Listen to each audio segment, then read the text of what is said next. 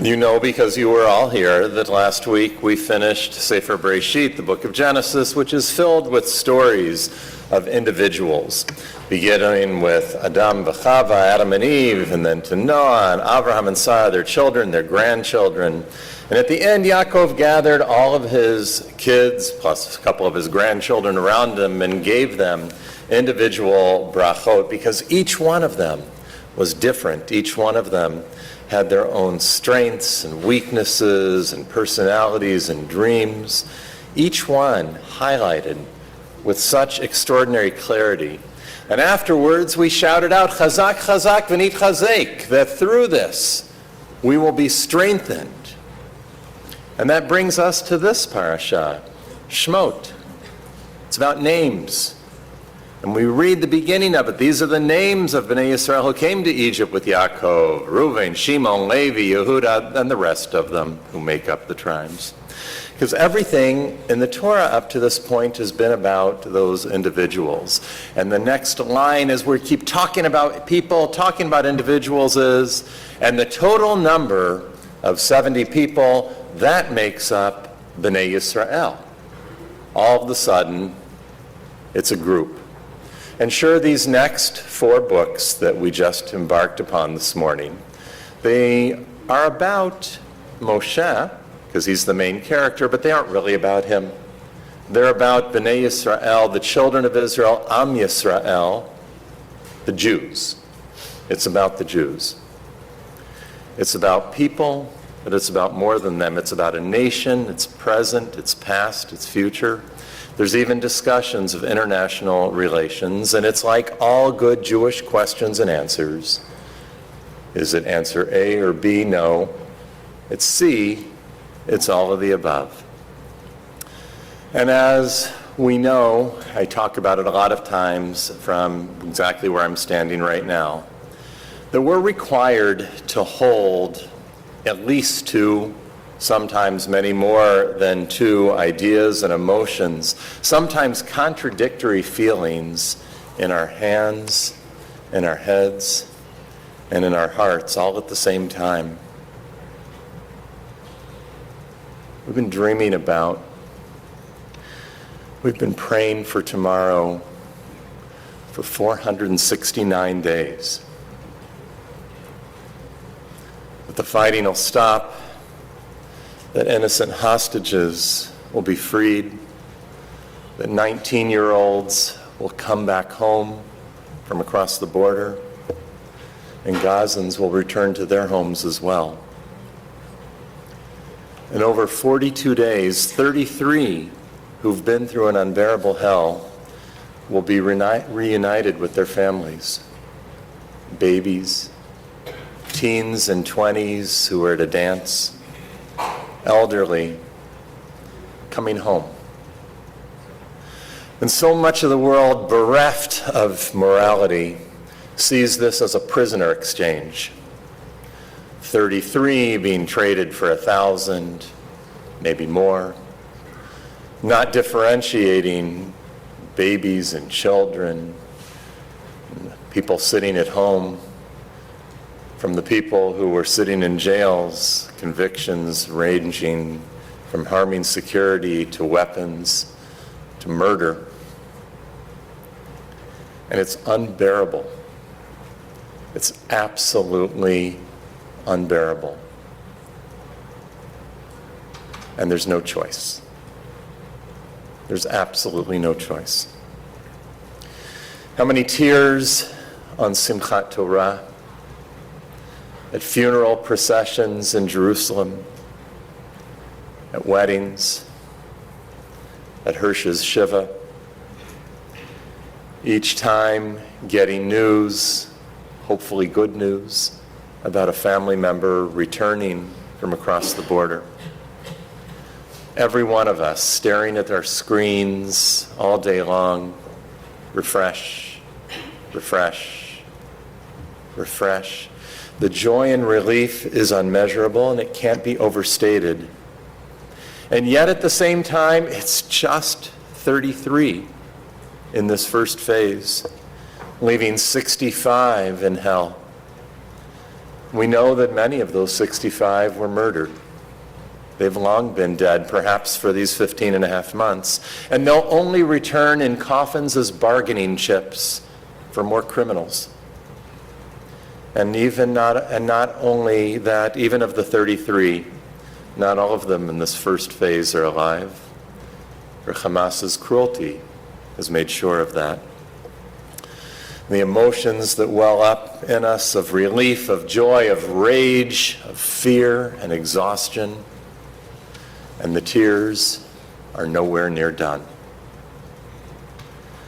I'm so frightened of looking at that screen when we see people reunited with arms around each other and people reunited in wooden boxes. And I'm so terrified of the bloody costs of releasing terrorists and enabling them to potentially cause more death and injury. We're afraid of paving the way to the next October 7th, as Hamas will try to regain power in Gaza and raise another generation to hate and to kill, bolstered by this myth of a glorious victory. And our fears are more than valid. Their leadership and their followers are celebrating, promising more of the same. It's hard to breathe. 469 days and nights, crying for over 1,200 killed on October 7th, crying for the 250 families whose loved ones were taken hostage, crying for the boys and girls dying in places like Beit Hanun and Jabalia, 6 more this week, trying to rescue hostages and to eliminate the evil of Hamas. Crying for those caught in the middle. I don't know the number, but there are innocent Gazans who are helpless between forces beyond their control. Crying for everything that's happened since May.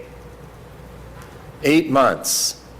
How many people have died since this very same deal was formulated 8 months ago? And crying with very profound and real worry about what comes next. In the best of scenarios, over these next 42 days, we'll welcome home 33 precious, innocent people who've been imprisoned underground for 16 months. I don't know how we can bear this. It's not even tomorrow, it's over 6 weeks. And knowing that the Prime Minister has stated that with the goal of remaining in power, that he will return to war after this first phase. Young people dancing at a party won't come home because they're male. Soldiers won't come home because they happen to be having coffee at the base that morning. Middle-aged people who'd spent the past 30 years building a home in the South that included a deep commitment to coexistence with their Gazan neighbors. They probably won't come home either. Not just a group, not just 65, not just 98, not just 250, but individual human beings with names and families. How many more tears are we going to shed? And this agreement, make no mistake, it is a terrible deal. It's truly a deal with the devil incarnate, rewarding Hamas for kidnapping and murdering children. And yet, it is also a deal we have to take. There is no choice, for it is so much better than no deal. There's no greater value than rescuing people, saving the lives of these 33 precious souls. Endless, sleepless nights for the parents of 18-year-olds who have been going house to house, working towards what's next. Those values supersede the deal with the devil. The people charged with defending the Jewish people have confronted their failings, from Sahal, the IDF, to the other intelligence organizations, and they've charted new paths, and they believe that they can make the Jewish people, the Jewish nation, that they can protect them, protect us. And they believe that while this is terrible, that they believe it's the right thing to do, that nothing else matters, and that those who are saying otherwise are Jewishly wrong. Because they know these 33 people. You do too. From the pieces of paper you picked up on the table as you made your way into the room, from the internet, from the TV, to the rally we all went to on the mall, from Hirsch, from Rachel and John, we know them. They're our family. And they've been hidden from us for so long, for 469 days. And we can barely fathom where they've been. And over the next 42 days, we're going to find out. And that is yet another part of this, which is absolutely terrifying. And so what is tomorrow? What do the 41 days after that look like? A friend of ours, Alana Blumberg, wrote, "It needs to be said that it won't be a day or days of happiness. We will watch acts of life-saving which do not bring happiness. Rescuing people on the brink of death does not bring happiness. It brings the opportunity to give thanks, to stand in trembling fear before something holy, the transformation from death to life. It'll be like stopping the blood of a massive gash, a wound that is a fountain of blood, stopping that blood, and then looking around oneself and having no idea where one is. And the hostages themselves, their families, I can't even begin to understand. I want to be my best version of myself, the best Jew I can be. I want to hold them through prayer. I want to hold them through love and support. And I want to support our nation going forward. And so what I want to do is turn to the most eloquent of prophets, one that we've turned to so many times over these past 15 months, one of the most eloquent prophets of our time.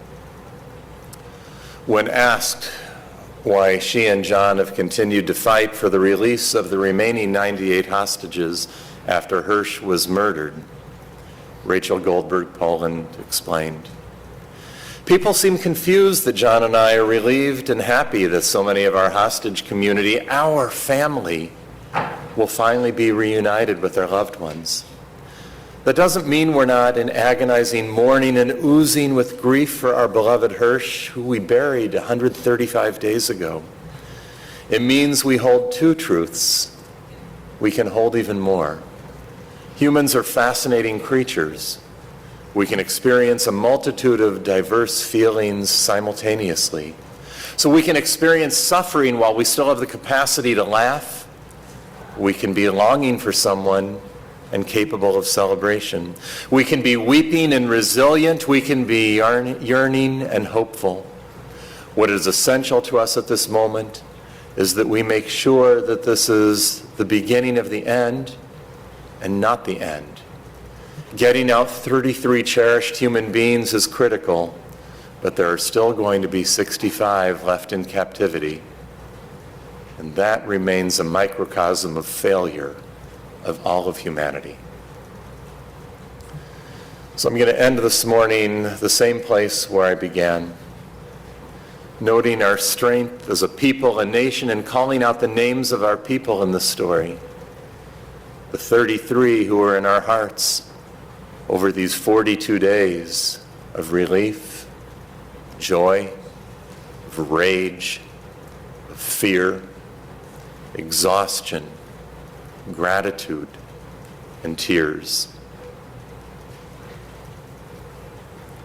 Romy Gonen, Emily Damari, Arbel Yehud, Doron Steinbrecher, Ariel Bibas, Kfir Bibas, Shiri Silberman Bibas, Liri Albag, Karina Ariev, Agam Berger, Daniela Gilboa, Naama Levi, Ohad Ben Ami, Gadi Moshe, Keith Siegel, Ophir Calderon, Eli Sharabi, Itzik Elgarat, Shlomo Mansour, Ohad Yahalomi, Oded Lifshitz, Tzachi Idan, Hisham Al-Sa'id, Yarden Bibas, Sagi Dekelchain, Yair Horn, Omer Wankert, Sasha Truifanav,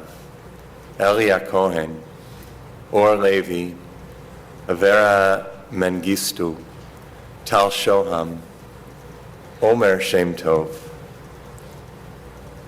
May the healing begin. Not rehabilitation, not justification, not repair, not rebuilding. Healing. That's what I'm praying for. Baruch atah Adonai, Eloheinu melech haolam, matir asurim. Praised are you, ruler of the universe, who has worked with humanity to release us from bondage. Amen.